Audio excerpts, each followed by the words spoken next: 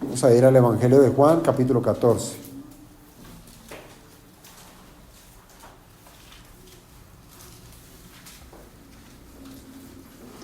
Y quiero que hagamos lectura del versículo 1 al versículo 6. Juan, capítulo 14, versículo 1 al versículo 6.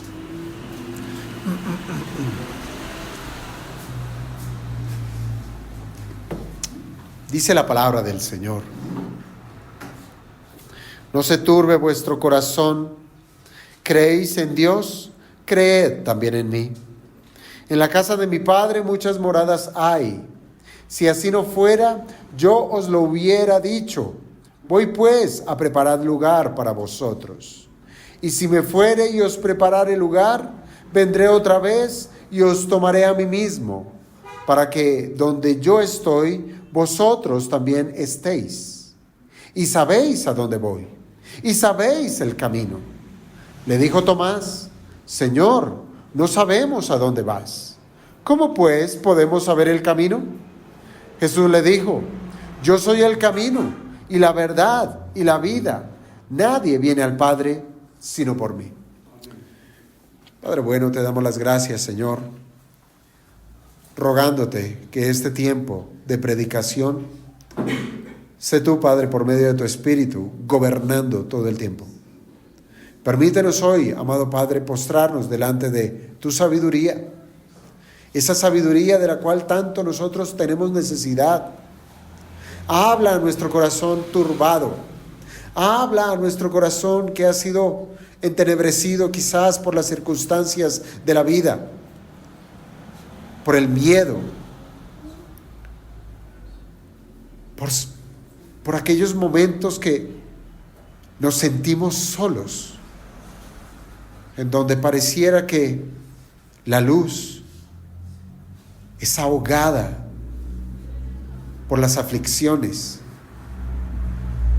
Así es que, Padre, que brille tu palabra hoy otra vez y quite todo manto que cubre la luz reveladora de la verdad, y que tengamos hoy la oportunidad de decir, de conocer tu palabra, tu voluntad, y así, amado Dios, saber que tenemos consuelo y esperanza en ti.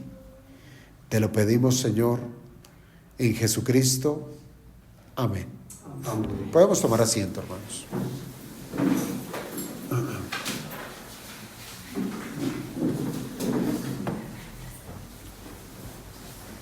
Hoy tenemos un pasaje, amados hermanos, que si se han dado cuenta, continúa con esa consolación que les dio el Señor Jesucristo a sus discípulos.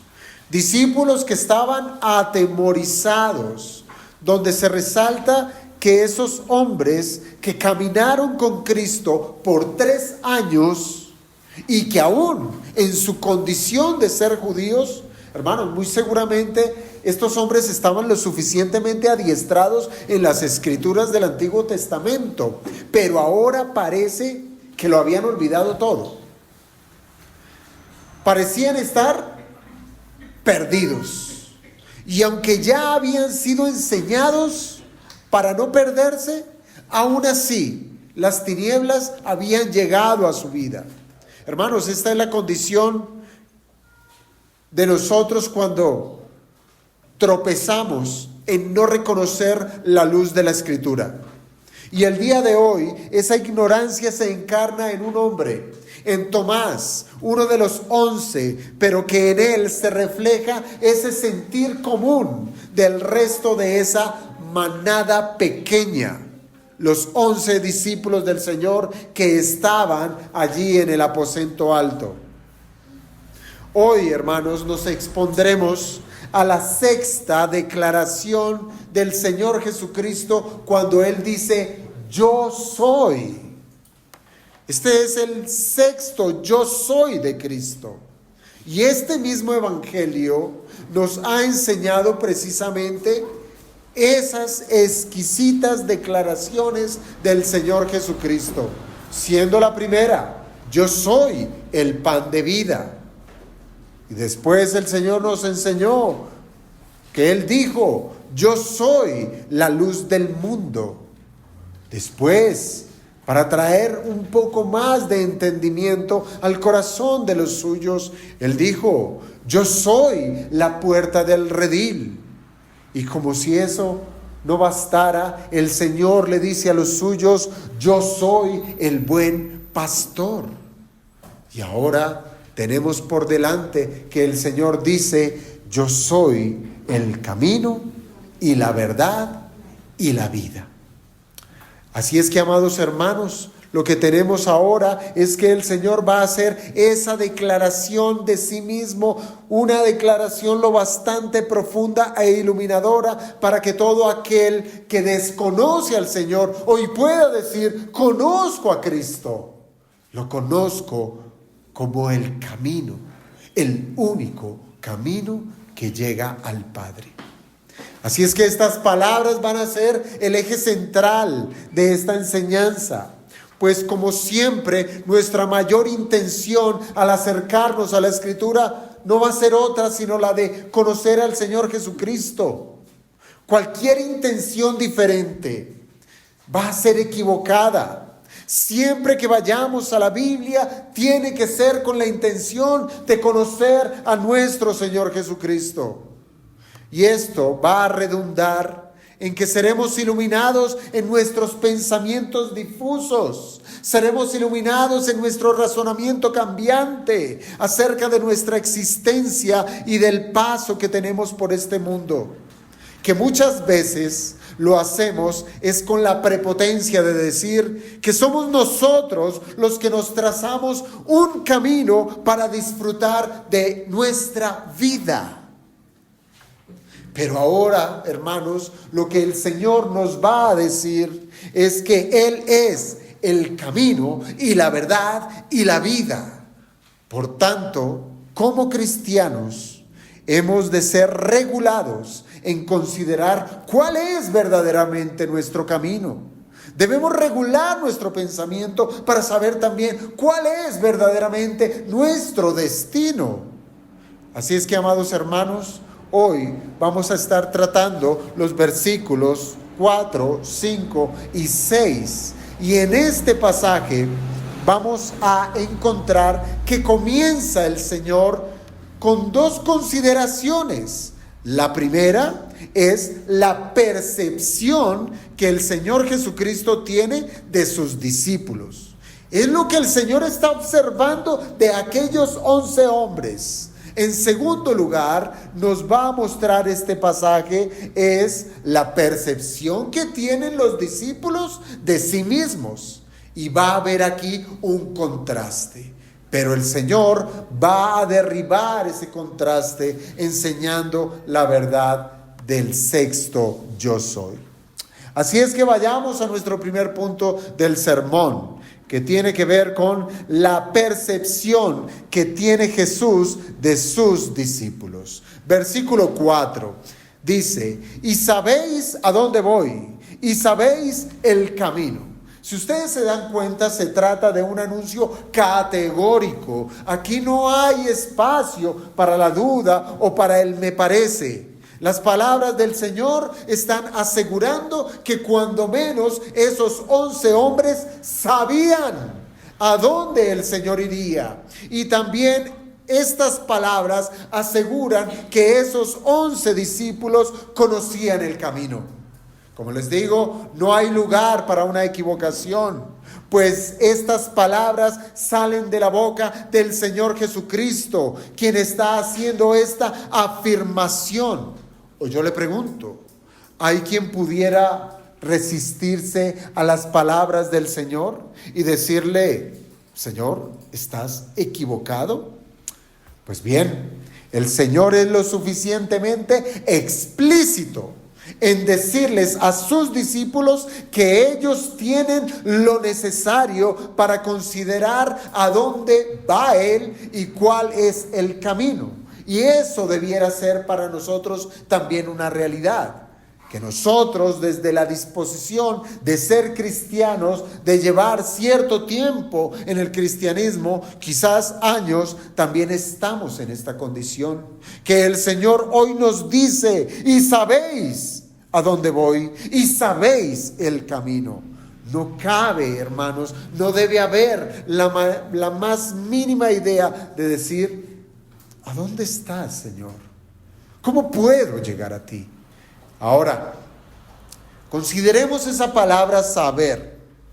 Pues bien dice el Señor, la repite 2 veces en un mismo versículo: y sabéis a dónde voy, y sabéis el camino. ¿Qué significa esa palabra saber? Hermanos, esa palabra sabéis es un verbo. Es un verbo, es decir, es una palabra que refleja una acción, que en este caso refleja que esa acción ocurrió en el pasado.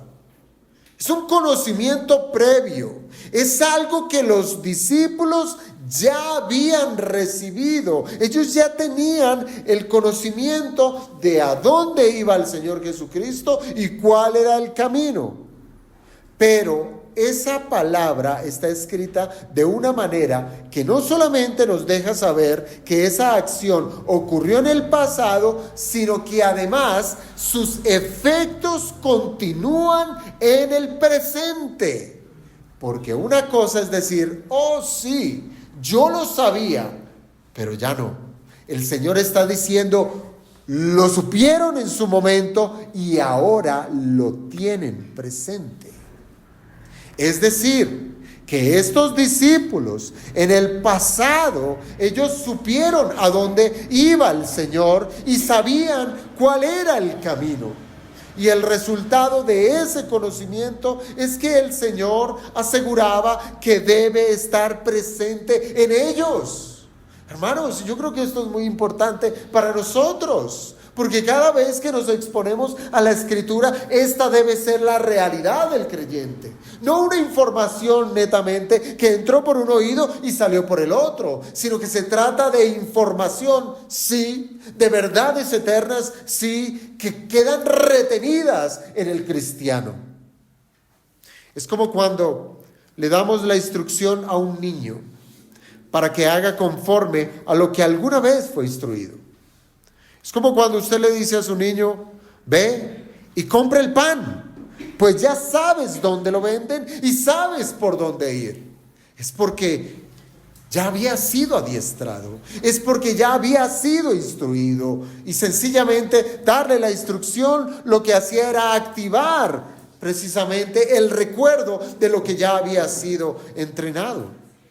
Esto refleja, hermanos, que hubo una instrucción previa, donde hay un maestro que sabe muy bien lo que ha enseñado y que confía plenamente en las capacidades de sus aprendices.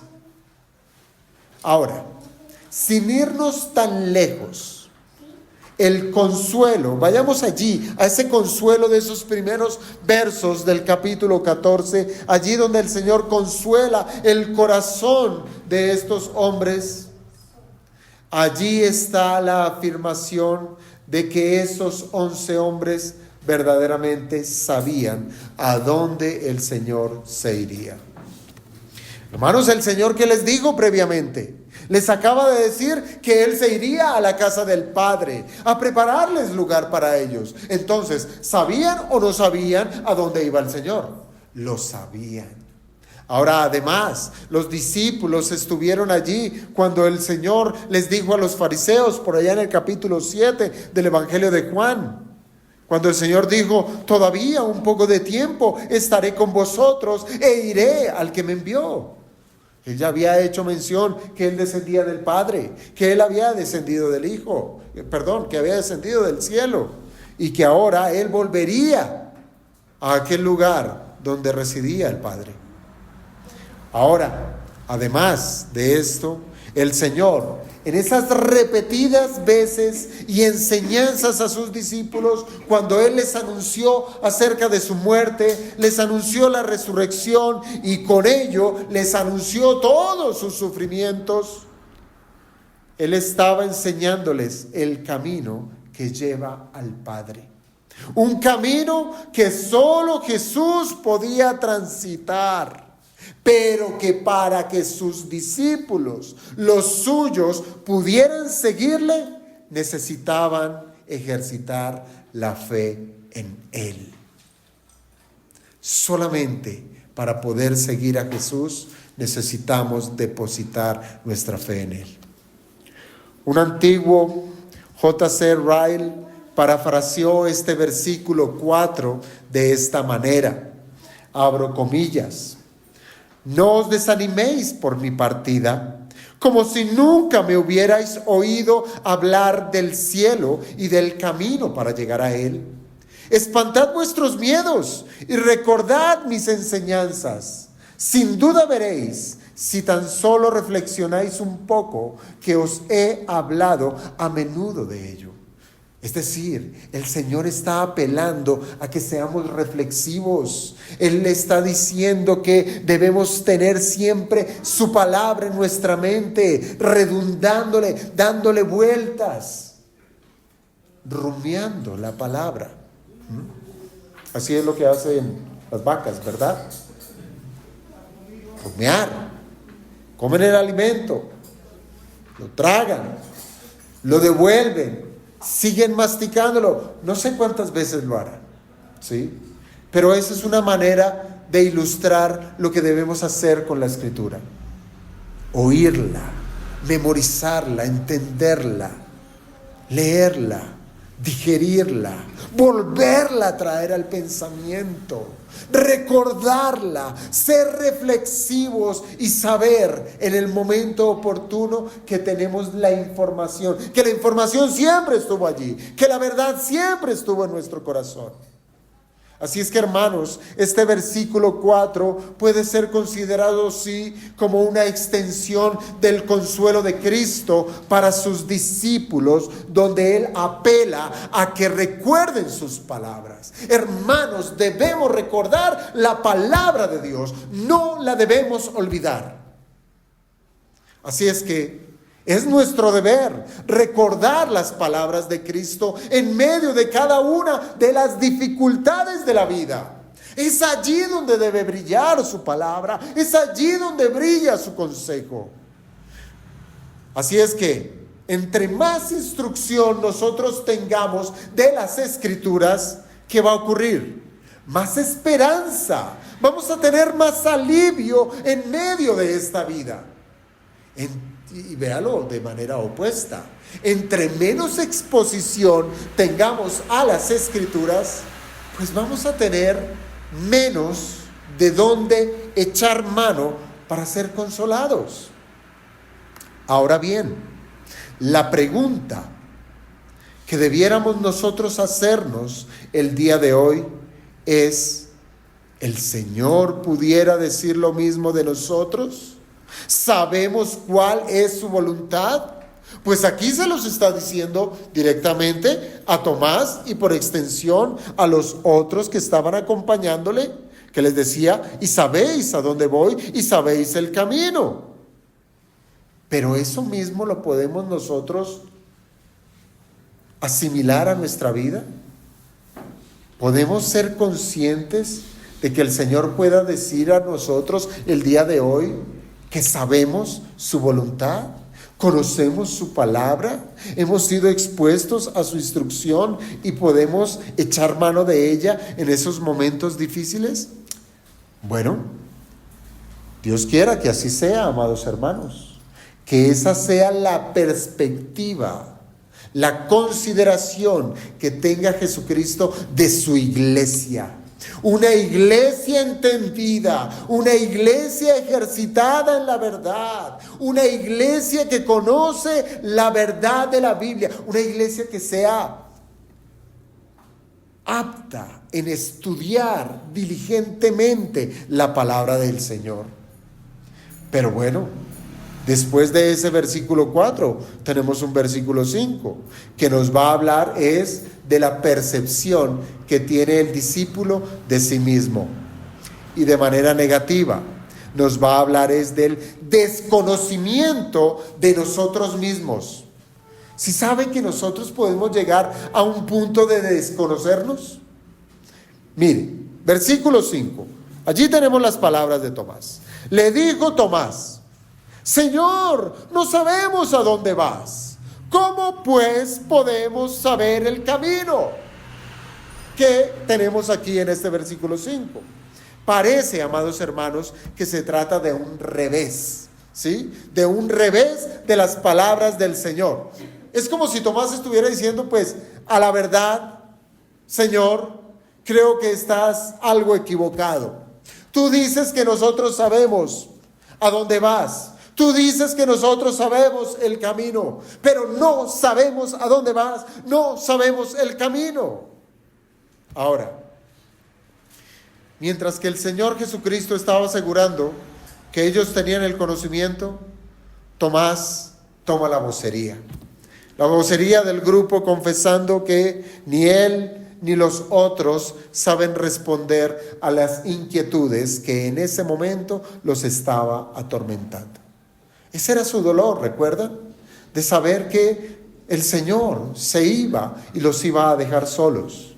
Pero ahora con Tomás ya nos habíamos topado en este mismo evangelio y habíamos reconocido también su carácter, ese carácter que ahora nuevamente es replicado. En este mismo evangelio de Juan, más exactamente en el capítulo 11, en el versículo 16, leíamos cómo este discípulo llegó a decir: vamos también nosotros para que muramos con él. En ese momento, en el capítulo 11, el Señor ya les había dicho que en Jerusalén él iba a padecer. Los discípulos sabían que el sufrimiento estaba solamente en acercarse a esa ciudad. Y ahora que el Señor diga, vamos a Jerusalén, pues aquí tenemos a Tomás, que con esas palabras de decir, vamos también nosotros y muramos con él. Esas palabras estaban reflejando que Tomás se trataba de un hombre resignado, de un hombre de poco ánimo, de un hombre con tendencia a esperar lo peor. Y parece que esa misma actitud ahora la refleja en el aposento alto, donde su desesperación por saber que el Señor se iría, ahora se atreve a resistir la afirmación que hizo el Señor acerca de ellos. Estaba completamente aterrorizado. No podía ver otra cosa más sino el vacío que estaba dejando el Señor. Mientras el Señor les aseguró que ellos tenían el conocimiento y que solo bastaba con hacer un poco de memoria, ahora Tomás contundentemente niega saber a dónde va Jesús y con ello se atreve a pronunciar su ignorancia por medio de esa pregunta. ¿Cómo pues podemos saber el camino?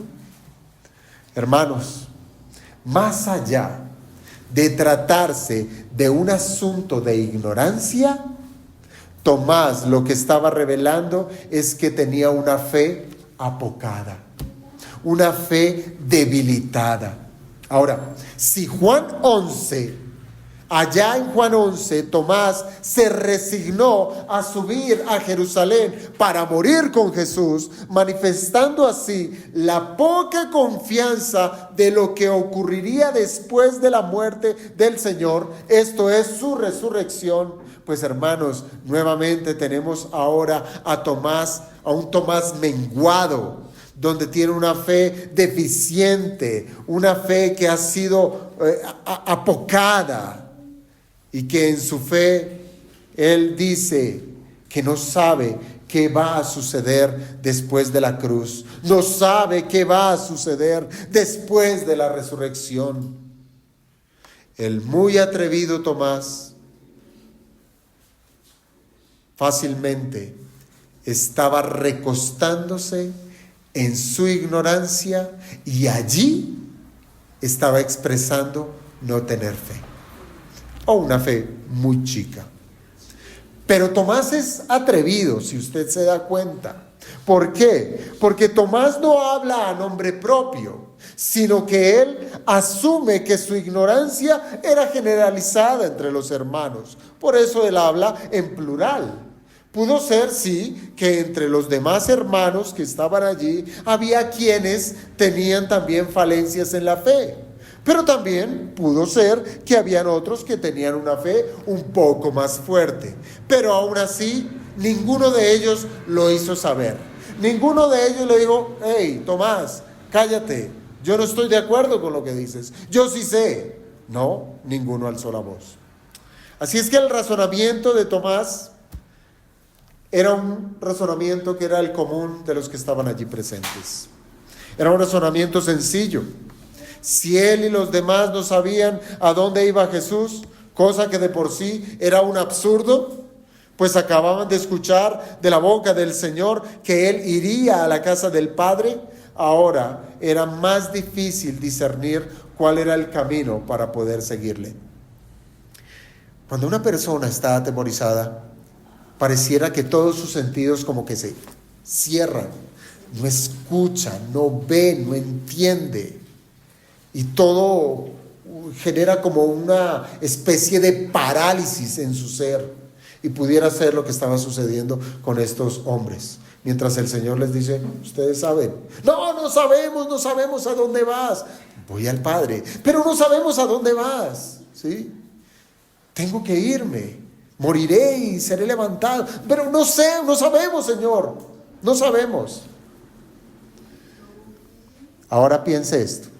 Si ponemos en una balanza el concepto del Señor en un lado y por el otro la autopercepción de Tomás en el otro lado, es muy sencillo concluir, amados hermanos, que el equivocado era ¿quién? Tomás.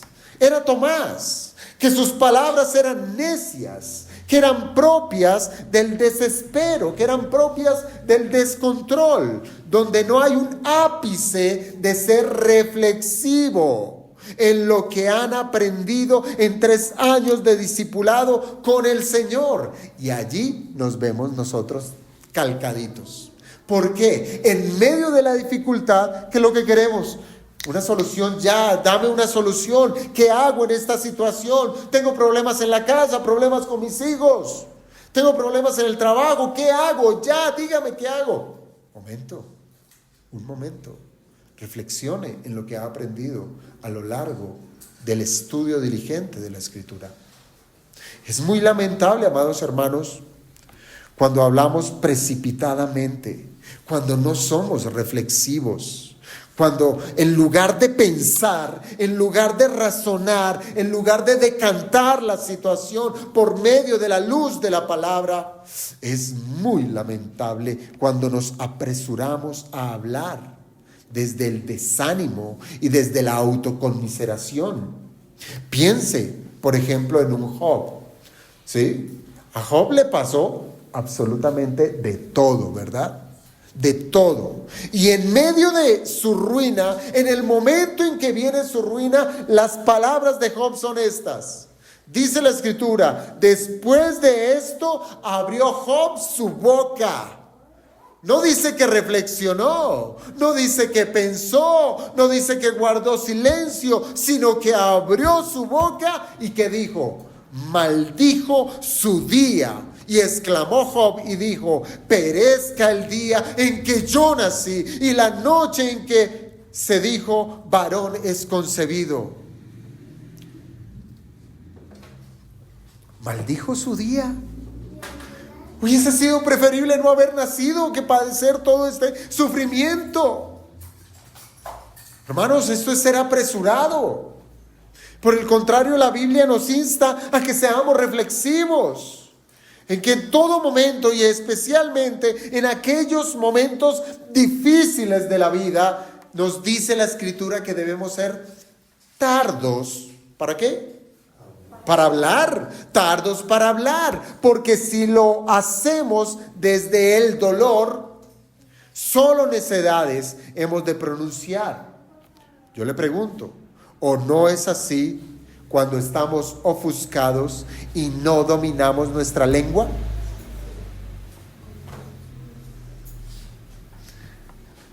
Aquí no se trata, hermanos, de tener el mismo grado de conocimiento. No. No se trata tampoco de tener la misma madurez en la fe. Tampoco. Pues tanto el fuerte como el débil deben callar. Deben callar y buscar primero la voluntad de Dios de manera tal que sepa encontrar la manera correcta de actuar en medio de cualquier situación. Para eso venimos a la iglesia, hermanos. Para eso nos preparamos, para eso somos edificados, para que allá afuera sepamos cómo comportarnos, al igual como nos dice la Escritura, cómo debemos comportarnos en la casa del Señor. Hermanos, no es para pasar el tiempo de decir, chuleado el día de religión, chuleado el domingo. ¿Y qué aprendió? No sé, pero ya cumplí. No, hermanos, esto que aprendemos es para la vida. Dios nos habla en todo sentido. Ser hijos, a ser padres, maestros, jefes, empleados, todo, hermanos. Nos habla a todos y nos preguntamos, ¿qué debo hacer, Señor? ¿Debo tomar este trabajo donde debo mentir? ¡Qué buen trabajo! No, hermanos. El Señor nos ha dado lo suficiente. Debiéramos de ser reflexivos antes de tomar decisiones. Antes de ahogarnos en medio de las dificultades. Y es allí, amados hermanos, donde encontramos precisamente que Tomás estaba desestimando una verdad irrefutable. Y es que él y los demás tenían todo lo necesario para no angustiarse por la partida del Señor. Lo tenían. Al igual que hoy, amados hermanos, nosotros tenemos lo necesario para saber discernir entre lo que está bien y lo que está mal. Tenemos la palabra de Dios. Dice la Escritura que en el nuevo pacto, ahora el Señor ha escrito su ley, ¿en dónde? En el corazón del creyente. Allí está. Allí está. ¿Por qué nos desesperamos? Porque no somos capaces de guardar un momento de quietud y reflexionar. Y es ahí donde debemos plantarnos, amados hermanos, al considerar que hemos sido expuestos a las Escrituras por mucho tiempo. ¿Cuántos años lleva usted en el cristianismo? Usted sabrá resolver, ¿verdad? Sabrá responder. Ahora, multiplique las horas a las que usted ha sido expuesto a sermones, a enseñanzas, a discipulados y demás. Claro, descuente las horas en las cuales usted se ha dormido. Descuente las horas en las cuales usted ha sido desobediente en no congregarse. Pero aún así, usted tendrá un saldo positivo. Un saldo positivo de saber, han sido muchas las horas en las cuales hemos recibido palabra, hemos recibido enseñanza. Y con todo, ha sido mucha la instrucción que hemos recibido como para que hoy todavía nos preguntemos, Señor, ¿cuál es tu voluntad? Eso dejémoselo a un nacido de nuevo. Aquel que apenas hoy creyó en Cristo Jesús. Dejémosle esa pregunta a Él y para que Él crezca en ello. ¿Cuál es la voluntad de Dios? Pero nosotros, hermanos, la iglesia, claro, hermanos, que siempre tendremos algo nuevo que aprender. No es que lo sepamos todo. Siempre tenemos algo que aprender y tenemos que estar afinando muchas de las doctrinas. Pero decir que no sabemos nada, que no sabemos cuando menos lo básico, no sabemos cómo vivir en esta vida, que no sabemos cómo esperar en la venida del Señor Jesucristo. ¿No lo sabemos? Sí, hermanos, lo sabemos. De mantenernos en esa posición en la cual se mantuvo Tomás, solo es posible si es que no hemos estado a los pies del Maestro para ser instruidos. Si hemos pasado. Pero nuestro Señor Jesucristo le está hablando a 11 hombres que estuvieron con Él. ¿Cuánto tiempo? 3 años. 3 años. 3 años que estuvieron con Él. Y hoy nos habla a nosotros que cada quien tendrá la sumatoria de años de conocer al Señor. Y aún teniendo cierto grado de conocimiento, hay cristianos que viven con la incertidumbre de qué hacer en esta vida.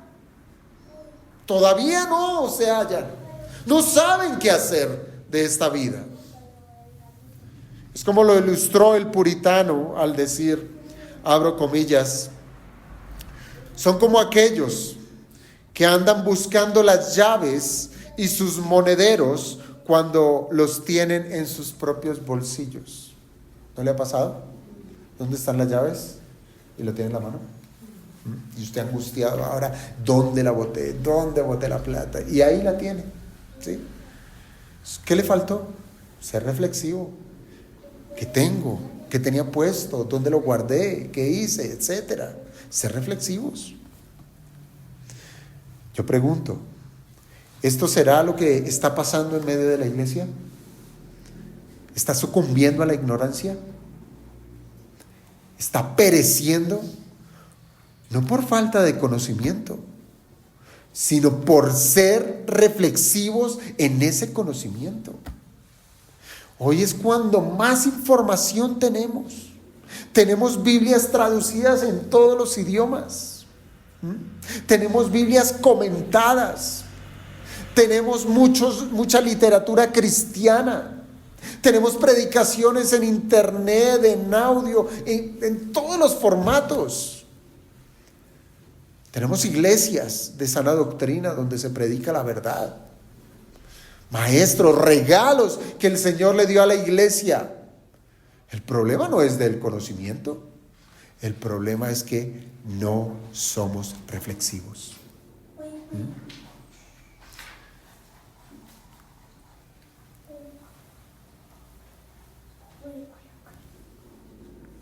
Yo creo, hermanos, que si el problema no es de conocimiento, el problema es de fe.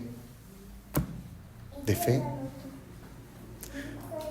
Porque decimos creer en Cristo, pero no le creemos lo que Él dice. Así es. No le creemos lo que Él dice. Creemos en una práctica, una religión, creemos en cumplir reglas, horarios, etcétera, pero no le creemos a lo que el Señor está diciendo en su palabra. Y con todo, amados hermanos, aún con todo, el Señor es misericordioso. El Señor tiene misericordia, porque ante nuestra terquedad, Él nos responde con sabiduría y con ternura. Y ese es el tercer punto que quiero tratar en esta mañana. Versículo 6. Versículo 6. Jesús le dijo, yo soy el camino y la verdad y la vida, y nadie viene al Padre sino por mí. ¿Qué tenemos, hermanos? Aquí tenemos una respuesta tierna ante una pregunta necia. Porque la pregunta de Tomás era completamente necia, ¿verdad? ¿Sí? Necia. ¿Y el Señor cómo responde? Tiernamente. Tiernamente. Hermanos, entienda usted que el mayor interés que ha de tener un cristiano es estar con el Señor. Si usted está interesado por cualquier otra cosa, si está interesado en cómo salir de su ruina económica, de salir de la enfermedad, de salir de, qué sé yo, de sus situaciones en este mundo, usted está completamente más perdido que no sé quién. ¿Sí? Está perdido. Porque el interés del cristiano es estar con el Señor. Con el Señor. Y sí que estos discípulos estaban muy angustiados porque ellos querían estar donde el Señor estaba o para donde el Señor iba. Y se trata, hermanos, de un sentir que no es nuevo. Es un sentir que siempre ha acompañado a los santos del Señor. Es decir, esto lo podemos trazar desde las páginas del Antiguo Testamento, donde los hombres de Dios, como lo fueron los salmistas, ellos dejaron registro de su gran anhelo de querer estar en la presencia de Dios, como por ejemplo, Salmo 42, versículo 2. Salmo 42, versículo 2. Allí uno puede leer, mire lo que dice el salmista: con su alma ardiente por el Señor, dice, mi alma tiene sed de Dios. Así es como venimos a la iglesia, hermanos, con sed de Dios, necesitados de Él. Salmo 42, verso 2. Y sigue diciendo, del Dios vivo. Y mire la pregunta que viene: ¿cuándo vendré y me presentaré delante de Dios? Ese es el anhelo del cristiano. Esa es nuestra gran necesidad. Así es que no es extraño que esos 11 hombres estuvieran tan devastados por el anuncio de la partida del Señor. Y tampoco es para nada extraño que nosotros al día de hoy nos preguntemos día tras día lo mismo: Señor, ¿cuándo será el día de estar junto a ti, en tu casa, en tu templo, todos los días de mi vida? ¿Lo ha preguntado? ¿O se está preguntando todavía? Todavía usted se pregunta: ay, Señor, ¿y la casa nueva? Ay, Señor, y el viaje. Ay, Señor, ¿y cuándo voy a descansar de tanto trabajo? Ay, estos huesos, estas arrugas. Señor, ¿cuándo? Es lamentable, porque eso significa que hemos perdido la meta y por tanto el camino. Pero en nuestras debilidades, hermanos, en nuestras debilidades está efectivamente ser olvidadizos. Nosotros somos tan débiles que nos olvidamos de las cosas, o más bien, somos propensos a distraernos por los afanes que trae la vida. Y es así como nosotros quitamos la mirada de la meta. Nos distraemos fácilmente. Hermanos, ¿no le ha pasado a usted como papá, como mamá, que cuando corrige a sus hijos pequeños, que rápidamente se distraen de las cosas? Usted le pone su cuaderno, su borrador y su lápiz, y cuando usted ve que el chino cogió el borrador y... pasó, hermano, se distrajo, cogió el borrador como si fuera un carrito y se distrajo así rápidamente, y nos quejamos de ellos y nosotros somos como niños. Así nos distraemos. Pero claro, ya con cosas de otros calibres, viene el problema, viene la dificultad, tengo que pagar una plata que no tengo, y allí nos descomponemos de tal manera que quitamos la mirada de nuestra meta, que es Cristo. ¿Por qué hay cristianos que dejan de venir a la iglesia? Porque les pudo más cualquier dolor. Ya sea porque tuvieron una mala experiencia en una iglesia local, ya sea porque la circunstancia los llevó a desplazarse a una ciudad lejana, ya sea cualquier cosa, pero perdieron el camino, se distrajeron. Y me parece, hermanos, que la mejor ilustración de esto es cuando Pedro va caminando sobre el agua en dirección al Señor. ¿Se acuerdan de ese pasaje? ¿Se acuerdan? Pedro ya había dado quizás el paso más importante, y fue el primer paso, el de poner un pie por fuera de la barca. Yo creo que allí es donde la fe se mide tajantemente. Ya estando caminando en el agua dice, bueno, ya aquí me mojé los pies, ya nada que hacer, ¿sí? Pero dar el primer paso De decir, uy, estoy en lo rígido, que es el tablado de un barco, y ahora pisar el agua. Sí, Pedro dio quizás el paso de fe más importante, pero a Pedro solamente le bastó escuchar la voz del Señor, quien le dijo, ven. Entonces allí está la cuestión. Para nosotros dar pasos de fe, lo único que nos debe bastar es que nuestro Señor hable y nos diga, ven, ven. Y muy seguramente esa es la fe que todos nosotros expusimos aquel día cuando el Señor nos llamó para ser salvos. Pero nos pasa que como a Pedro y ahora como a Tomás, venida la oscuridad de la noche, con las tristezas, las tormentas de esta vida, parece que nos distrajeran de tal manera que olvidamos dónde debemos tener fija nuestra mirada, que es en Jesús. Pedro se bajó del barco, con la mirada puesta en el Señor. Escuchó su voz, pero le pudo más el relámpago, el trueno. Mire, yo creo que si le cayó agua es porque le chispoteó en la cara. Ay, ay, me voy a ahogar, me voy a morir. Se le olvidó la palabra de Dios cuando le dijo, ven. Esa palabra no falla.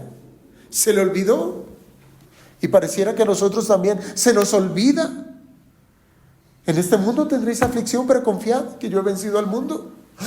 Ay, sí, Señor. Se nos olvida hacer tesoros en el cielo, donde ni la polilla ni el orín corrompen, ¿sí? Mientras que los tesoros de esta tierra perecen. Ay, sí, Señor, y se me olvida. Y se nos olvida. Deben amarme más que a padre y a madre, que a hijos. Porque de lo contrario tendrán ídolos. Y yo aborrezco eso. Ay, sí, Señor. Y se nos olvida.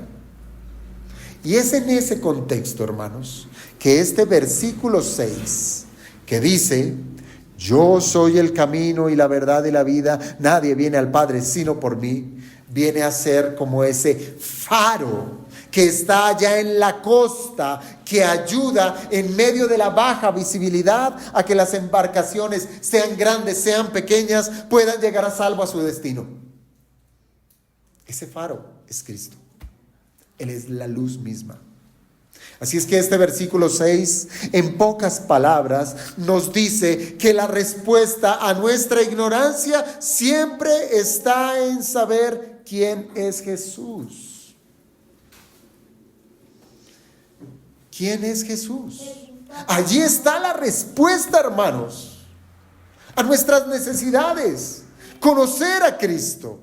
Y así es como nuevamente nos sorprende la sabiduría de Dios, que hace de lo vil y lo menospreciado, como lo son nuestras torpezas, un asunto donde brillan sus enseñanzas, como lo es un faro en medio de nuestras tempestades. Aquí el verso 6 es eso, la sabiduría de Dios por encima de las tinieblas del mismo Tomás y de los otros. Aunque en medio, sí, de las aflicciones, tengamos por oficio olvidar lo aprendido, el Señor está dispuesto a seguir iluminando nuestro entendimiento. Porque qué triste decir, uy, pero si mi condición es de olvidar las cosas, si mi condición es de no ser reflexivo, si mi condición es de que me entra por aquí y me sale por acá, pues no hay esperanza. Pero el Señor dice, es que no depende de ti, es de mí. Y yo estoy allí para iluminar en todo tiempo, en todo lugar, tu entendimiento. Tomás se negó a la idea de considerar que verdaderamente él tenía las respuestas, cosa que para cualquier maestro humano le sería un momento, o más bien un motivo para un fuerte llamado de atención, ¿sí? Que usted le haya enseñado a un alumno, un grupo de alumnos, y los alumnos digan, no entendí, no sé, pues es frustrante para el maestro. Y más aún decir, pero fui lo suficientemente claro y les enseñé de esta manera y de esta otra y lo uno y todavía me salen con que no saben. Pues yo creo que el maestro en ese momento les llamaría fuertemente la atención. Pero, el maestro que es Señor y que es Dios, pero también que es buen pastor, ¿qué es lo que hace? Mira con ternura a ese hombre, a Tomás, y le responde cada una de sus interrogantes. No, es que no sé sumar. Venga, le enseño. Otra vez, no importa. ¿Qué dijo Tomás? No sabemos a dónde va, Señor. ¿Y qué le dice el Señor? Nadie viene al Padre sino por mí. ¿No le está respondiendo? Le está respondiendo. Voy al Padre. ¿Sí? Esto no es más, hermanos, que un recordatorio de lo que ya Tomás sabía.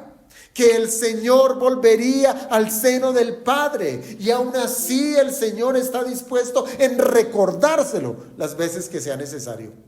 Nadie viene al Padre sino por mí. Pero sigue Tomás diciendo, ¿cómo pues podemos saber el camino? Y el Señor nuevamente le responde, Tomás, yo soy el camino y nadie viene al Padre sino por mí. Como ven, ahora el Señor es más preciso en decirles que hay una verdad que ellos deben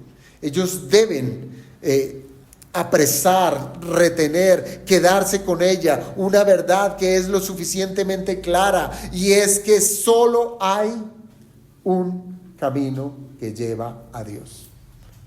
Claro, ya les había hablado de que Él va al Padre y que hay un camino para llegar al Padre, pero ahora Él les dice que solo hay un camino por el cual todos debemos transitar. Y ese camino no es una religión. Ese camino no es una institución. Ese camino no es la iglesia. Ese camino ni siquiera es un conjunto de reglas, sino que ese camino es una persona. Es Jesucristo mismo. Amén. Cristo es el camino. Se trata, hermanos, de una verdad que exige exclusividad. El Señor dijo, yo soy el camino. No que Él fuera un camino, ¿sí? Él no dijo, yo soy un camino para ir al Padre. No. Él dijo, yo soy el camino. Como si existiera una sola posibilidad. No hay dos, no hay tres, solo un camino. Ahora, por tanto, ver a Jesús, piénselo así, ver a Jesús simplemente como un guía que levanta su mano para mostrar el camino, es una idea falsa y herética. A Jesús no lo tenemos allí parado en una iglesia, es por allí. No, Él dice es por aquí, es por aquí.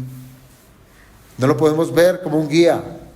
A Jesús no podemos verle como un mero maestro o como un mero profeta que enseña cuál es el camino. No, Jesús es el camino. Él es el camino. Seguramente el Señor, cuando dice esto, Él junta sus manos en su pecho y le dice a Tomás, yo soy el camino, yo soy. No levantó su mano para ninguna dirección, sino apuntó a sí mismo, yo soy el camino. Lo dice con resolución. Y esto se vio claramente expuesto también en esas palabras del versículo 3, cuando Él les dice a los suyos, vendré otra vez y os tomaré a mí mismo. A mí mismo. Él no dijo, vendré y les mostraré el camino. No, sino que os tomaré a mí mismo, porque Él es el camino. Ahora, reflexionen esto. Si un camino es lo que permite tener acceso a un lugar o le permite tener el encuentro con alguien, Jesucristo es el único medio por el cual se estrecha ese gran abismo abismo que hay entre el hombre caído y aquel que es Dios, que es santo, que es sublime, que es justo, etcétera, etcétera. Un gran abismo entre ellos dos. ¿Y quién lo une? Cristo, el camino. Cristo es el camino de la reconciliación con el Padre, donde su obra redentora hizo posible que tuviéramos acceso a la gracia que nos hace aceptos delante de Dios. Así es que todo aquel que ponga su mirada en la ciudad celestial, donde habita la gloria de Dios, deberá saber que solamente por medio de Cristo es que se tiene acceso a aquel lugar.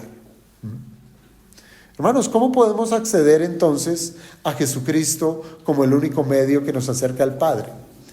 Simplemente creyendo que solamente Jesús es el camino correcto para hacerlo. No hay más, no hay más.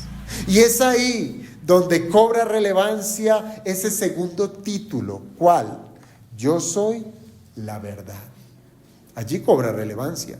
Ahora, que el Señor diga que Él es la verdad es una garantía para confiar en Él y solamente en Él.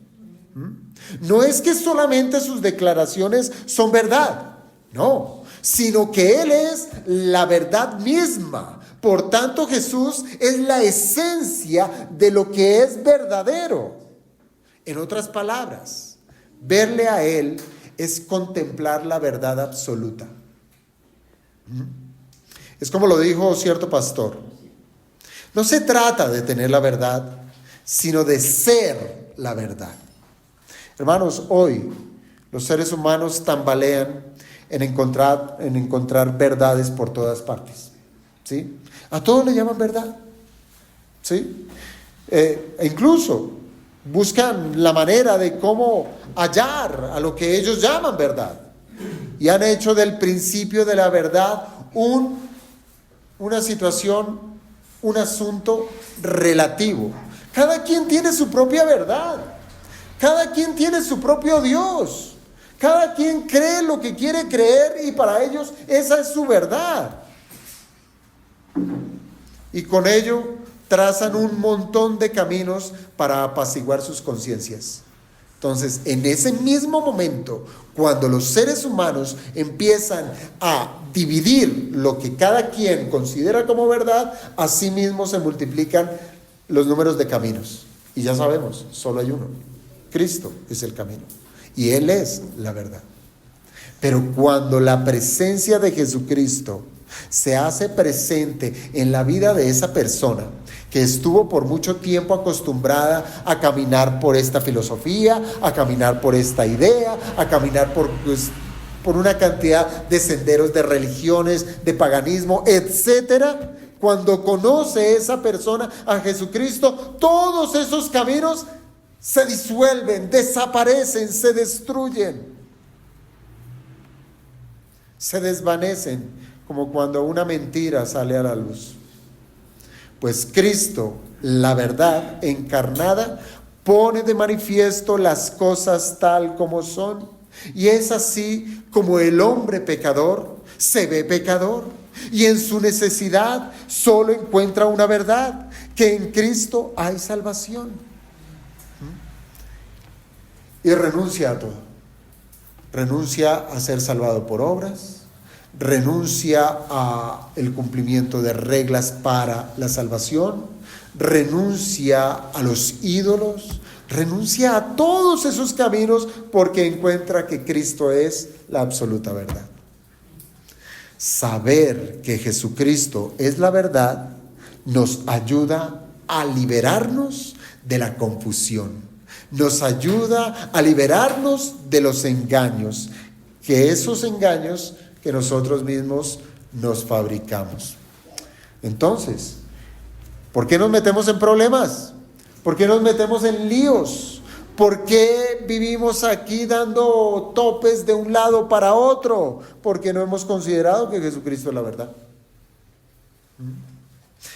Y ahora, para finalizar, el Señor dice: yo soy la vida, yo soy la vida.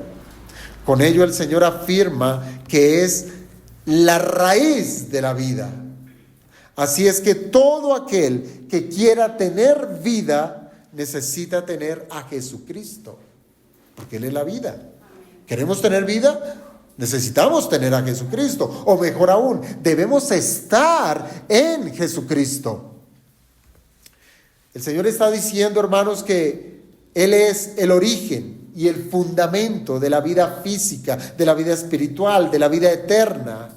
Él es la vida que contrasta ¿con qué? Con la muerte, con el poder de la muerte. Y cualquiera que crea en Jesús, Él vendrá y le concederá lo que Él es. Lo que Él es, vida. Una vida abundante, una vida que es eterna, una vida que le permite la entrada al reino de los cielos. Él es Cristo. Y si usted reconoce a Cristo como el camino, como la verdad y la vida, hermanos, todas esas tribulaciones, esos problemas que experimentamos día tras día, se harán así, chiquitos, se harán chiquitos. Hay quienes han querido relacionar estas tres palabras, camino, verdad y vida, diciendo que Jesús es el camino verdadero que lleva a la vida. Pero lo que está expresando un pensamiento como eso es calificar a un sujeto, el camino. El camino es verdadero, ¿sí? Pero no es así. Jesús es camino, es verdad y Él es vida, ¿sí? Se trata de tres sustantivos.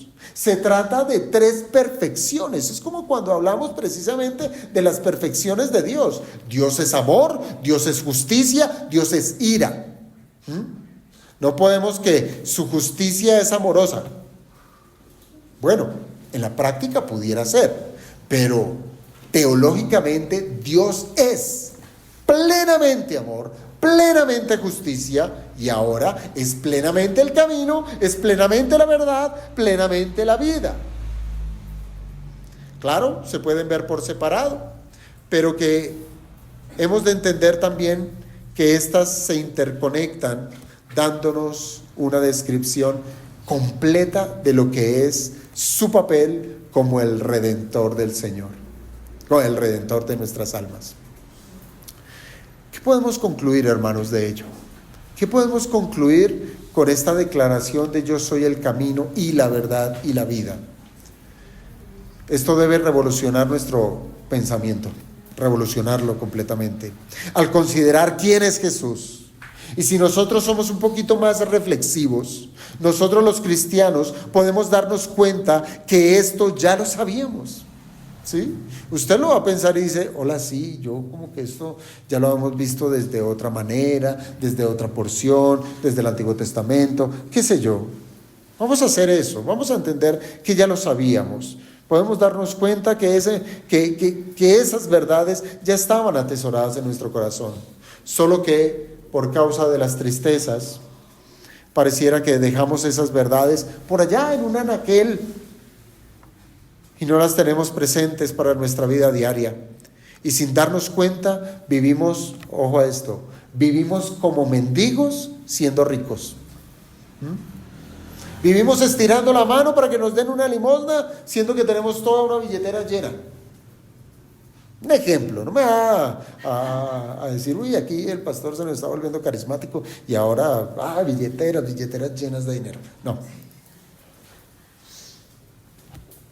Entonces la pregunta que debiéramos hacernos es, ¿cómo la declaración del Señor puede ser útil para nosotros?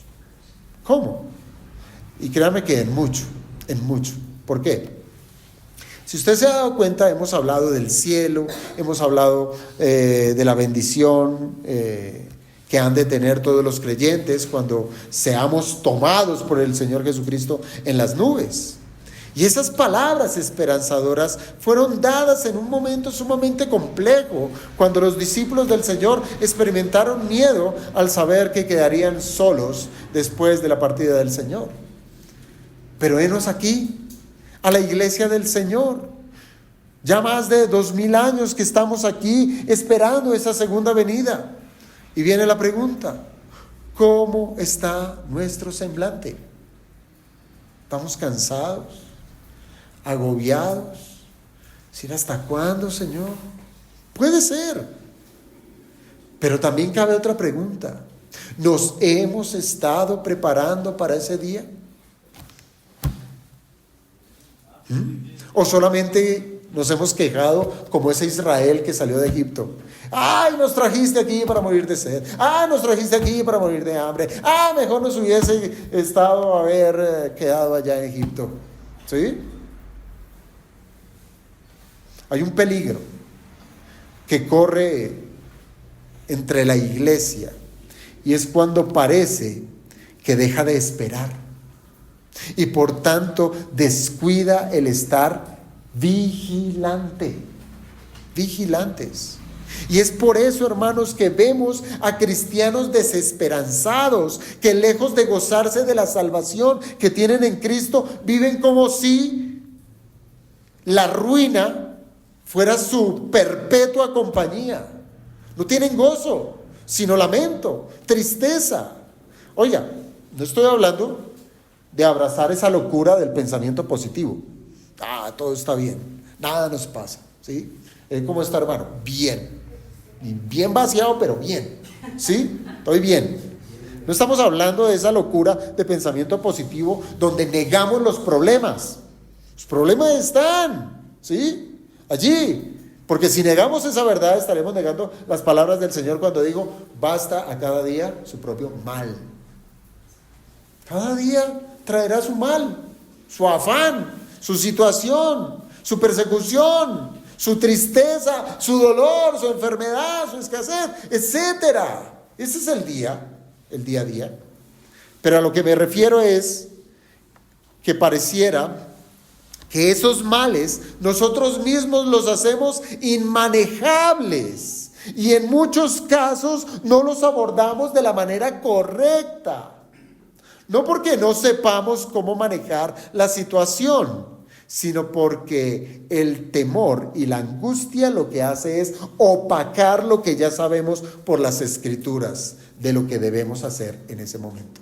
Ahí está el problema, el gran problema.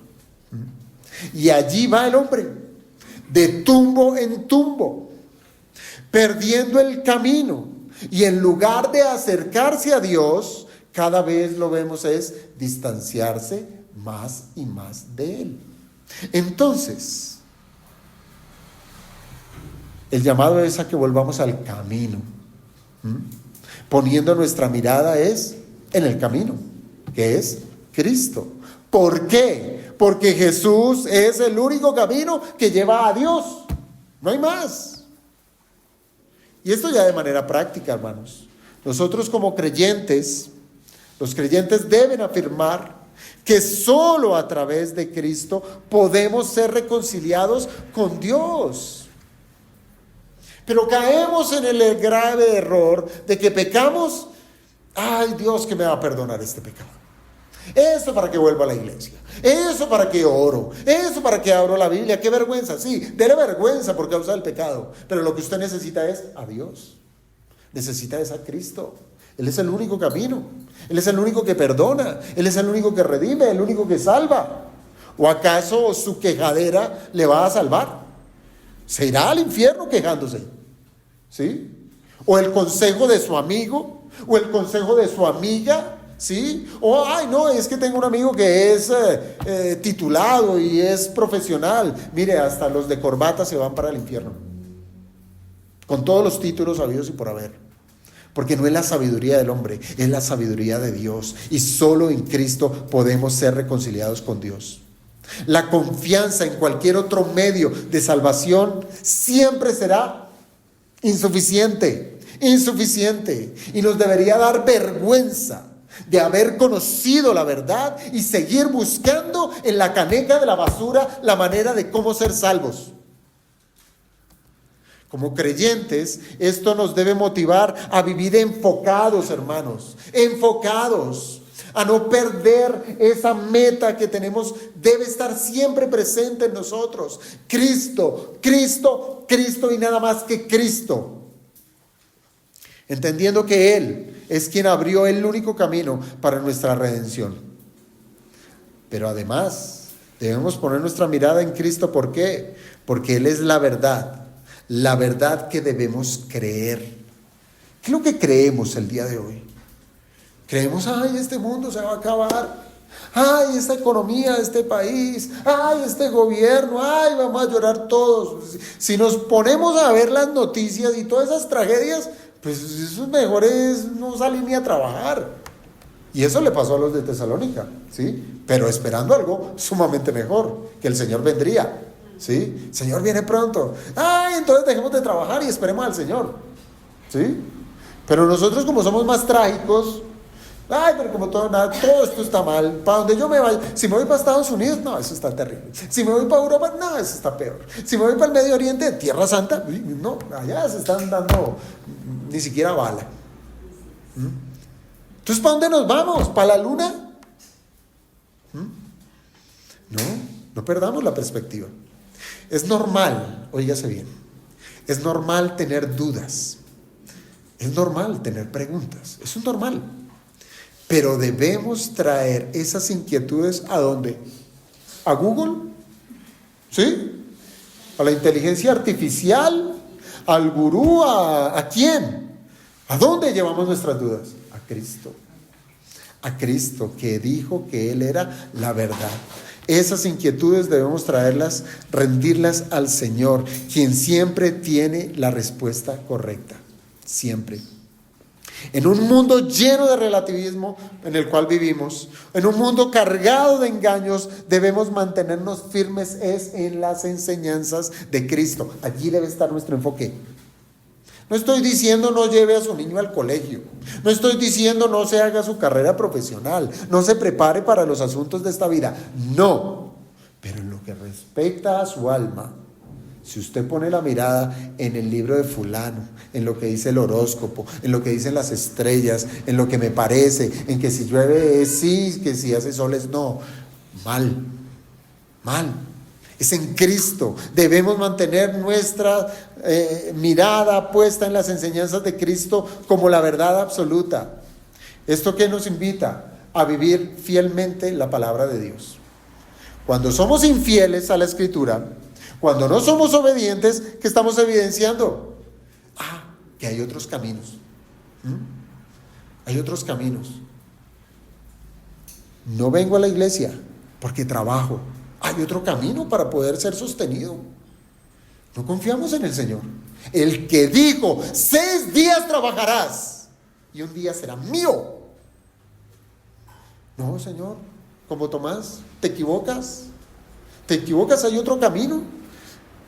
Y son caminos donde yo puedo echar mano. No, hermanos, no lo hay. Solo hay un camino. Y es el de ser leales a la voluntad de lo que el Señor nos ha enseñado en su palabra. Y por último, hermanos, debemos ser enfocados en ver que Jesús es la fuente de la vida eterna. ¿Esto qué implica? Esto implica que una relación con Cristo transforma todas las áreas de nuestra vida. Todas, porque Él lo llena todo. Como creyentes somos llamados a depender de Él para experimentar vida abundante que nos promete cuando creemos en Él. Así es que cuando enfrentamos las dificultades vamos a tener la certeza de que nuestra vida está segura en Él. ¿O no es así? Así lo dice su palabra. Y viene la pregunta, hermanos, ¿estamos siguiendo el camino que es Cristo?